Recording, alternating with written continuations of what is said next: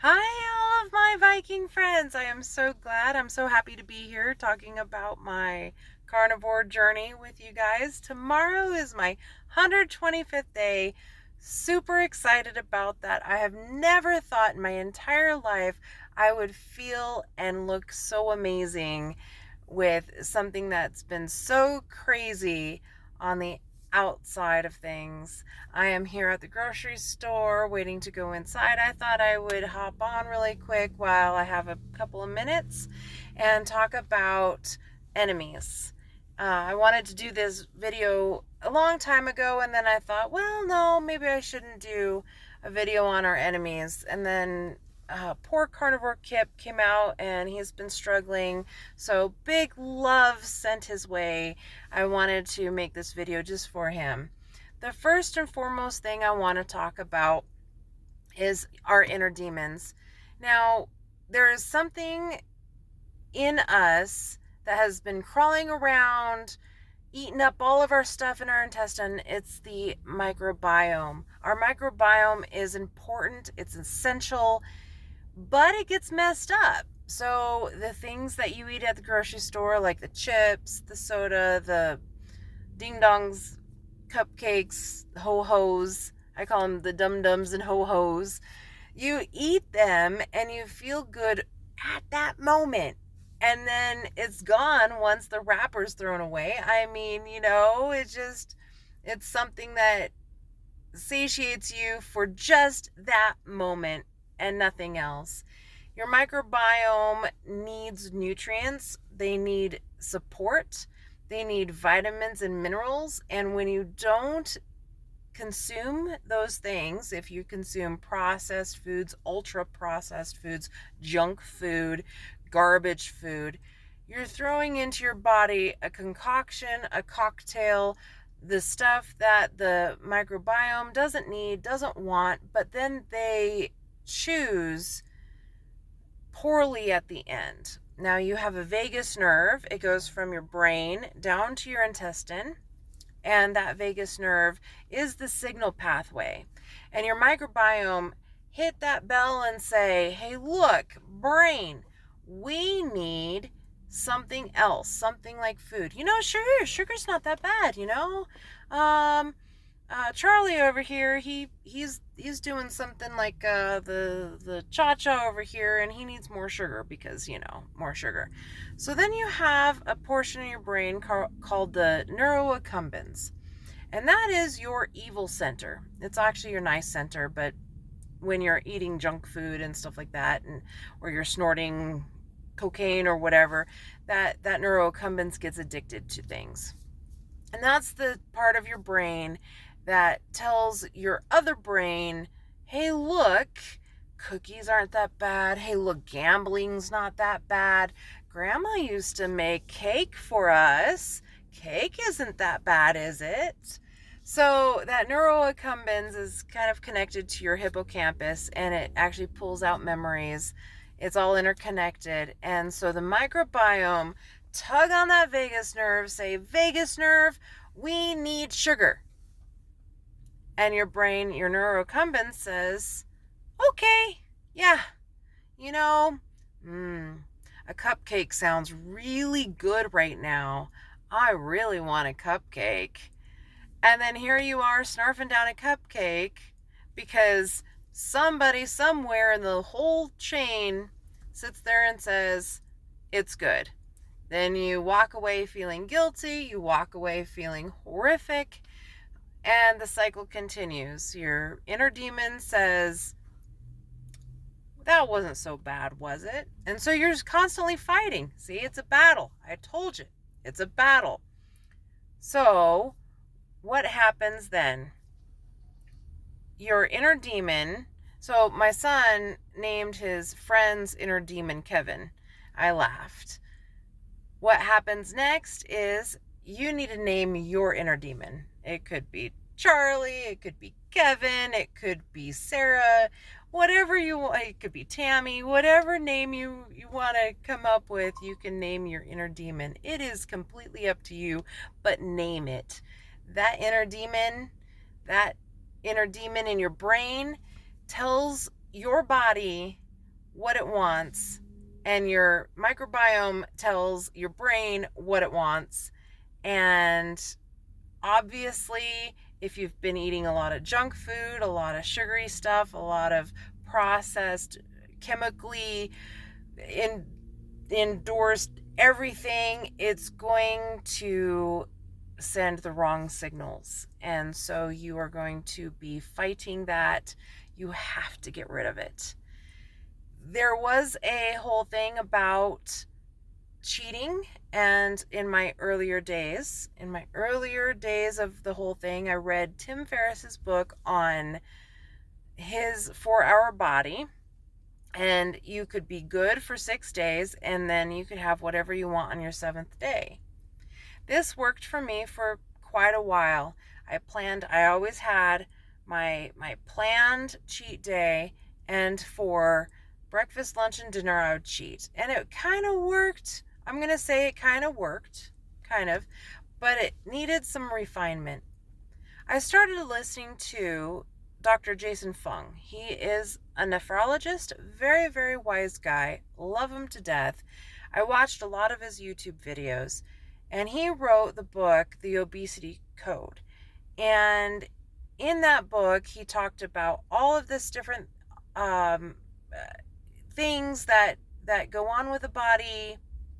But what I really resonated with, because I haven't believed in calories for a very, very long time, I started looking into the history of the nutritional calorie, and it never made sense to me.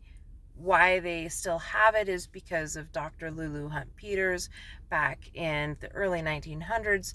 She hopped on her political bandwagon and was pissed off that we were eating all of the food that could have been going to the soldiers in the trenches back in World War I. That's a different story for a different day. Going back to the cheat days, I started intermittent fasting with my ketogenic diet, and that was a life changer, because then my cheat days became cheat meals every once in a while, sporadically. So Monday the 14th would be a cheat day, and then the next month, Thursday the 17th would be a cheat day, or whatever. I'm not even looking at the calendar, so I wouldn't even know what the dates were for real. But when you plan your cheat day, it goes a lot better. I have been thinking about what's going to happen during the holiday season. I've been really, really soul searching, asking what I should do. I'm going to hear it either way, whether I take my own food or just eat just the meat there. Maybe I can, maybe I can't. It's going to be all laden with stuff. But the Vikings, they had feasts unapologetically. So I went back to my old drawing board and I said, there is no problem with cheating, but it has to be planned, and this is the best way to do it. First, pick the date that you want. It could be a birthday, it could be a celebration, it could be a graduation, it could be a battle, it could be a victory, whatever you want that cheat day to be. And it's just a 6-hour time window. That's it. That's all you get.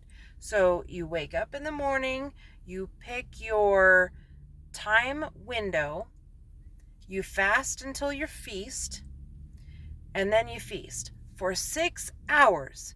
Stuff your face silly. Now let's go to free feeding dogs really quick. Side note, I free feed my animals, and the reason why I free feed them is because they know when they're hungry and they know when they're full. Period. End of story. I get into a lot of fights over this. A lot of the times I hear, my dogs would eat themselves till they explode. And I say, that's impossible. Your dogs would never eat until they explode. Case in point, you would never eat until you literally exploded and your guts would fly everywhere. That's impossible. What happens is if you eat too much, you puke. Sorry, that's what happens. So if you eat and gorge yourself till you're stupidly stuffed, and then you have one more bite, your stomach says, no, no, no, no. And it comes up. And sometimes it's not nice coming up. And sometimes it doesn't taste as good coming up either. Anyway, I digress.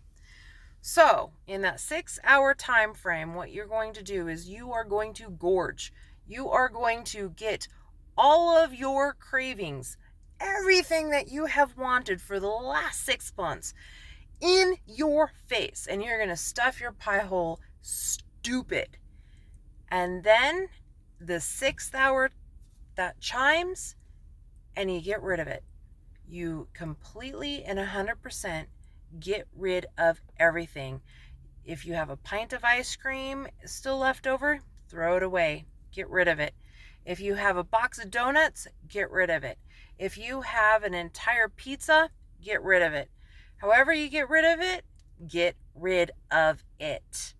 It no longer sits in front of you. It is no longer in your house. It is no longer in reach. Be an adult here. If you have to throw it in the dumpster and, I don't know, rub something gross into it so you don't reach back into the dumpster to go grab it, do it. Take it out of the package, smush it all up, throw it away. If you want to give it away, give it away. However you need to do it, get it out of your sight, get it out of your mind. That 6th hour is the end of your feast and it's over with. Then you can plan the next feast. But you have to promise yourself and you have to fight with your inner demon. Now that you've named it, you have to fight with your inner demon. I won't have anything else until my next feast. A feast, like I said, could be a victory. It could be an accomplishment, a raise. It could be anything, but you have to plan it. It could be a child's birthday. It could be a significant other's anniversary. Whatever it is, that will be your cheat window. So you plan it from like 10 to 2. And after that, it's done. It's over with. You go back to your lifestyle, whether it's ketogenic, whether it's ketovore, whether it's the lion diet, the Viking diet, the sea lion diet, the carnivore diet, whatever you are doing to get things done, do it and do it correctly, unapologetically. So going back to all of the things that you're going to face, the reason why I decided to start this Viking channel was to help other people accomplish their health goals, whatever the health goals are, whether they're fighting Crohn's, whether they're fighting Hashimoto's, whether they're fighting irritable bowel, whatever they're fighting. They could just be fighting obesity or diabetes or metabolic syndrome. That's what I'm here for. I am trying to help everyone else overcome all of their horrible ailments, all of their maladies, because life is a battle, I'm telling you. And so I talk about the inner demons, but the enemies, the true enemies out there are the boogeymen, are the enablers, are the sabotagers, are the antagonists. They're all out there, and they could be the spouses, they could be the twin sister, they could be the best friend, but they're out there. So let's talk about the enablers. The enablers are those who want to appease you. They're the passive or the passive-aggressive friend, family member, cohort, and they help you be bad. they help you be bad in the moment to satiate your inner desires. And so if you want some pizza, they're like, oh, let's go get pizza. If you want popcorn, oh, that's okay. You can have popcorn. It's okay. If you want a 2-liter bottle of cola, hey, it's okay. You can have that. It's all right. And at the end of the day, they're not doing you any favors. In fact, they're enabling your inner demon, now that you've named it, your inner demon to accomplish the bad stuff that's happening. Then there are the sabotagers. These guys, they're a lot like the enablers, only they're kind of nefarious. They're affably nefarious in a lot of ways, where they're super genuine and nice to you and everything like that. But then underneath, they're deceitful. They establish your trust, and then they break your trust. Or underneath, they don't even break your trust. They just sabotage you in different various ways, and you can't even really tell until you really dig in and think, yeah, this person doesn't want the best for me. The femme fatale for all those men that are out there. Oh, it's okay, you can have that. The man that says, I don't know why you just don't eat this. Or you should try this whiskey sour. This whiskey sour is amazing. They could be your equal. They kind of pretend to be your equal, but deep down inside, they resent you for being better than them or whatever. Even if you're not better than them, they resent something about you, so they want you to fail. They're the crab in the bucket. They don't want you to succeed because they can't succeed themselves, even though they can, but they're not there yet in their own journey. They're also fanatics, and they're corrupt.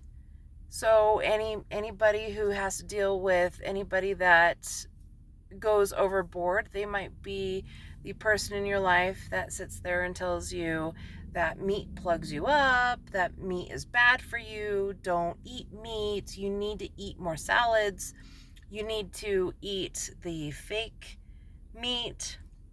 Those are the people that will sit there and entice you to steer left instead of right. And they're also the traitors. So they are the people that guide you and steers you correctly, and then all of a sudden turns course and or gives your location to your enemy, and then your enemy completely bombards you and takes over. Lastly is the antagonist. This is the bully. This is the person that you know is your enemy. When you're sitting down at a family reunion and the antagonist comes over and says, well, why are you doing this, stupid? Are you so stupid? Oh my gosh. You're gonna die. You're gonna be so sick, and Uncle Johnny had kidney problems, and you're gonna just die. I bet your numbers are gonna be awful. What? Your cholesterol? Those are the antagonists. Those are the ones that are very obvious, very obnoxious about trying to steer you off this whole entire journey.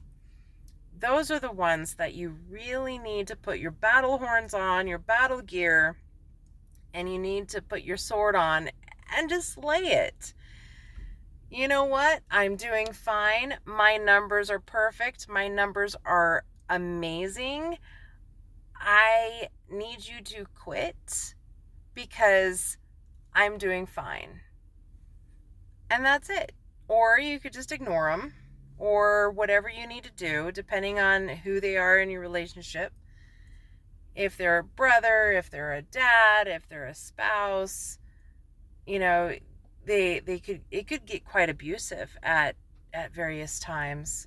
These antagonists, they're so awful sometimes, and they say so mean things, and they need to keep their pie hole shut. They definitely do. And what I've learned is they're often projecting. They themselves are so insecure with how they are, what they are, who they are. They fight their inner demon, and they haven't named their inner demon, and their inner demon always wins. So they don't have a filter. They just spew out nonsense, and they are upset, they are mad, and they're taking it out on you. Plain and simple. You knowing that now, it is their problem, not yours. You keep on this journey. You keep this lifestyle going. You do what you need to do for you. And the rest of these suckers, the enablers, the sabotagers, and the antagonists, they can all pack sand. They can all eat fishtail, because I'm telling you, at the end of the day, you do you.